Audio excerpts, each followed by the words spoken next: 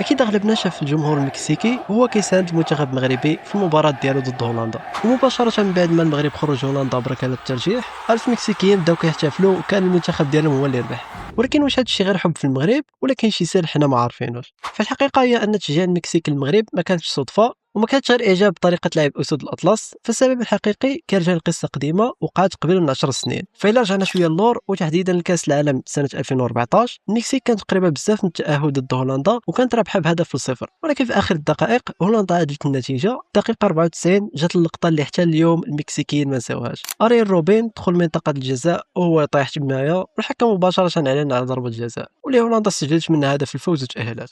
جول جول جول جول جول جول جول de هولندا. خلاص خلاص. فالمكسيكيين اعتبروا ان ضربه الجزاء ما كانت صحيحه، ومن ذاك النهار خرج الشعار المشهور نو ايرا بينال، يعني ما كانتش ضربه جزاء. ومن ذاك النهار ولات هولندا اكثر المنتخبات اللي المكسيكيين ما يبغيوهاش تشوفها رابحه، حيت حسوا ان المغرب دار لهم الانتقام الرياضي تاخر اكثر من 10 سنين.